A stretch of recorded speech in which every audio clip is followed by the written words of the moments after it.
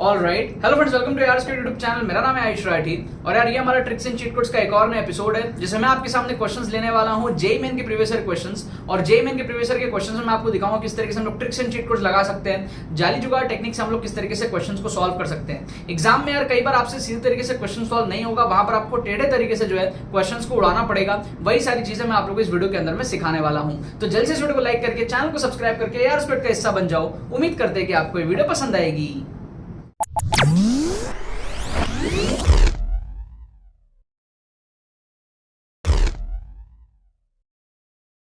Students, JEE main 2024 के exclusive tricks course की pre registration चालू है। अगर आपने अभी तक इसके अंदर में एनरोल नहीं किया तो एनरोल कर लो, लिंक आपको डिस्क्रिप्शन में मिल जाएगा।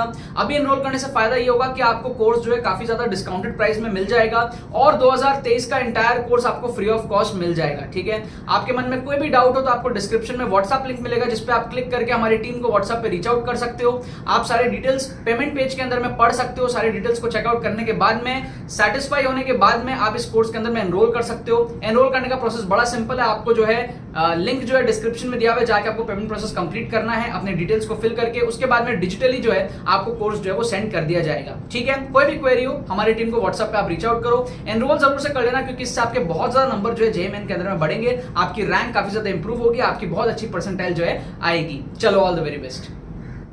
तो देखो, यहाँ पे मैंने आपके सामने क्वेश्चंस लिया है जेईई मेन के प्रीवियस ईयर क्वेश्चंस। यहाँ पर मैंने आपके सामने 2 क्वेश्चन आगे और 2 क्वेश्चन पीछे, टोटल 4 क्वेश्चन ले लिए हैं फिजिक्स के सेक्शन के।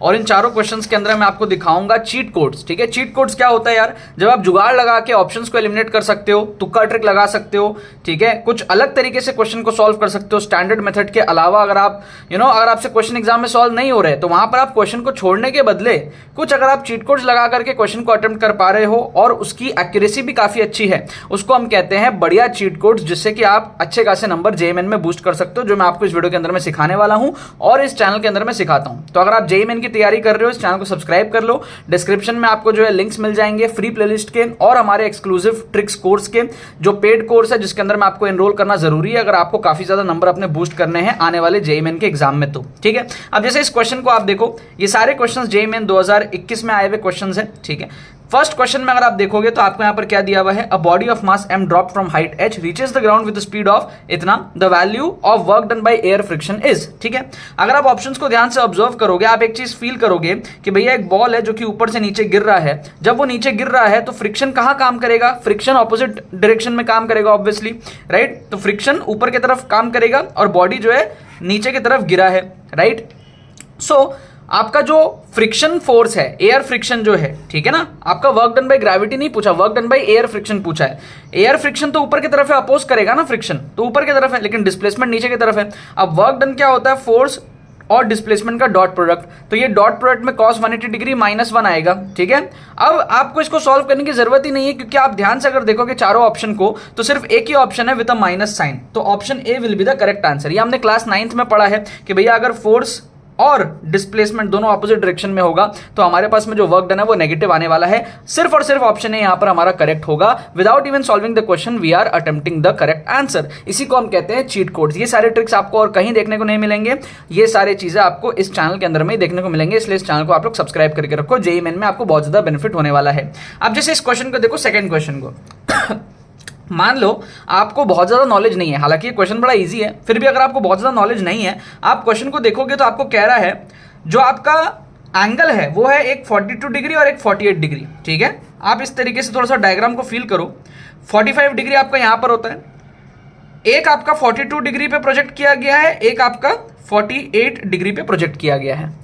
अब ऑब्वियस सी बात है, कॉमन सेंस वाली बात है, जिसका एंगल कम है उसका हाइट कम होगा। ठीक है ना, जिसका एंगल ज्यादा उसका हाइट ज्यादा होगा, ये तो फॉर श्योर वाली बात है।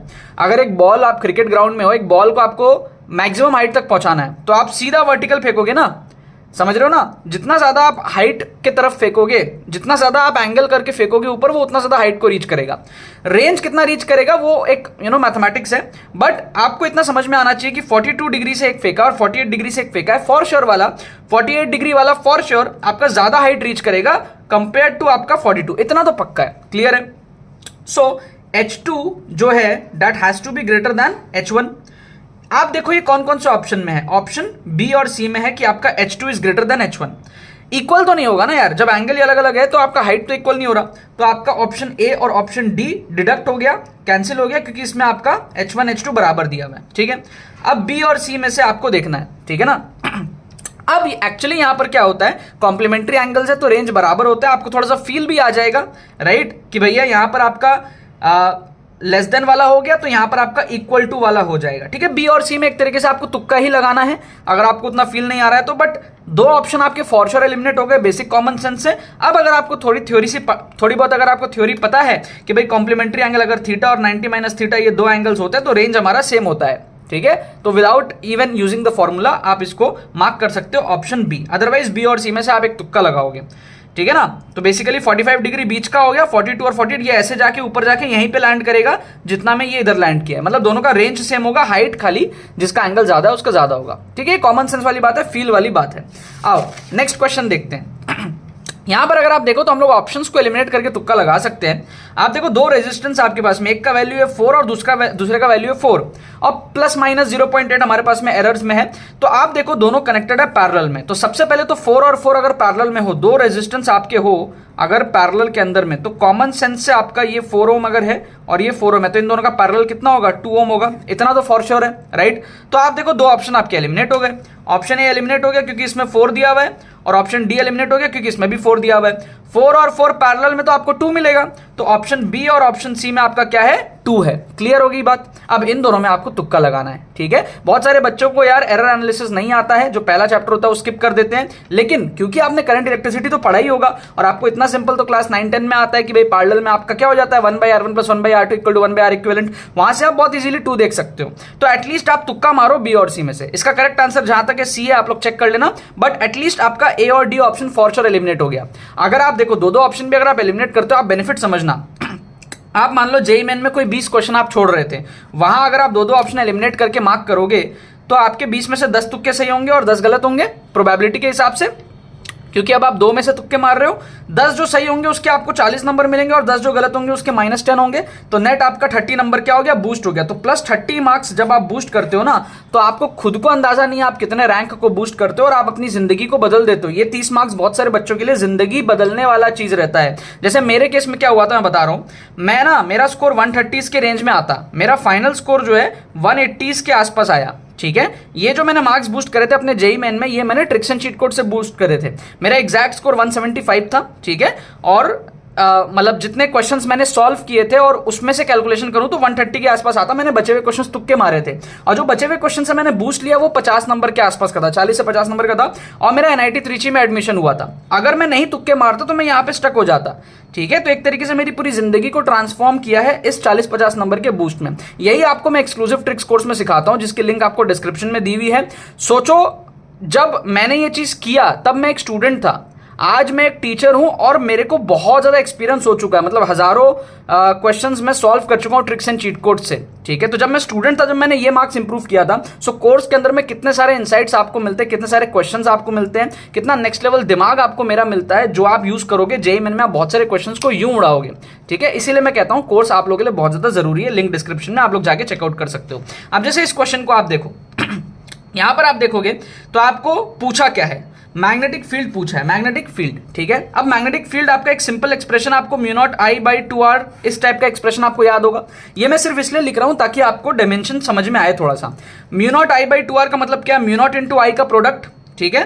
तो μ0 × I का प्रोडक्ट तो आपको दिख रहा है, हर एक्सप्रेशन में दिख रहा है, तो उस पर आप फोकस मत करो। बस आप ये देखो कि जो लेंथ का डायमेंशन है वो आपका डिनोमिनेटर में आना चाहिए ना, μ0I/r का डायमेंशन है तो r आपका नीचे आना चाहिए।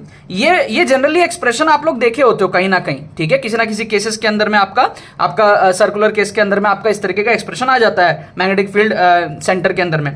तो कोई सा भी expression, not just this expression, कोई सा भी मैग्नेटिक फील्ड का आप एक्सप्रेशन अगर आपको पता हो ऑलरेडी, आप उससे डायमेंशन निकाल सकते हो ना मैग्नेटिक फील्ड का, बहुत आसान हो जाएगा। और यहां से बहुत इजीली मैच हो रहा है कि भाई जो डायमेंशन होता है वो डिनोमिनेटर में r का डायमेंशन होता है, मतलब लेंथ का डायमेंशन होता है। आप अगर ऑप्शंस में देखोगे, पहले तो आप देखो न्यूमरेटर में क्या डायमेंशन है, √x² + y², मतलब ये रूट ऑफ लेंथ स्क्वायर है, मतलब टेक्निकली लेंथ ही है, प्लस लेंथ है। तो ऊपर में पूरा क्या है, लेंथ है, ये पूरा क्या है, ये पूरा मिला के लेंथ है आपका। चाहे आप कोई सा भी ऑप्शन देख लो, सब में ये जो है लेंथ का डायमेंशन आपको दे रहा है, ठीक है।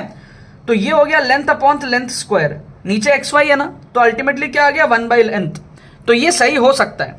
सेकंड में अगर आप देखोगे तो आपको मिलेगा length upon length square which is 1/लेंथ, तो ये भी सही हो सकता है, ठीक है।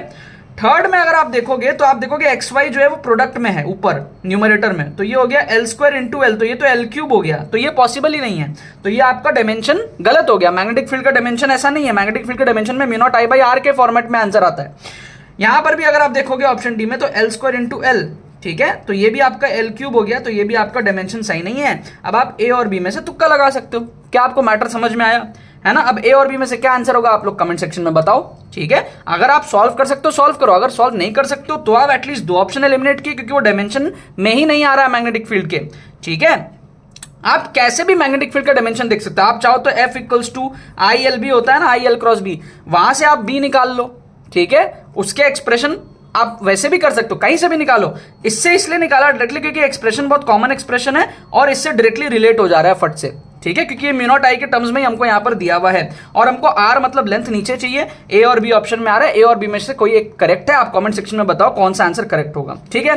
आप देखो इस तरीके से अगर आप तुक्के लगाओगे, चीट कोड्स लगाओगे, तो आप बहुत सारे क्वेश्चन JMN में एक्स्ट्रा सही करोगे एंड आपके नंबर जो है ना बहुत ज्यादा बढ़ेंगे। जो आपके पोटेंशियल स्कोर अभी आ रहा है वो बढ़ जाएगा, ठीक है। Scope of solving more question हो जाएंगे। जो आपने थ्योरी पढ़ रखी है जितने आप अटेम्प्ट कर सकते हो उसके अलावा भी आप बहुत सारे क्वेश्चन सॉल्व करोगे, अपने नंबर को फाड़ू तरीके से बूस्ट करोगे। और ये सारी चीजें अगर आपको माइंडसेट डेवलप करना है, स्क्रैच से सीखना है, लेटेस्ट क्वेश्चंस कवर करने हैं 2023 के, साइंटिफिक स्टडी टेक्निक्स जाननी है, कंप्लीट कोर्स हमारे पास में, लिंक आपको डिस्क्रिप्शन में मिलेगा, जाकर के आप लोग प्री रजिस्ट्रेशन कर लो। अभी ऑफर चल रहा है, डिस्काउंटेड प्राइस में कोर्स मिल रहा है और साथ में आपको 2023 का कोर्स पूरा फ्री ऑफ कॉस्ट भी मिल रहा है। जाकर के आप लोग सब चेकआउट करो, ठीक है ना यार। चलो बाकी तो बस यही बात है।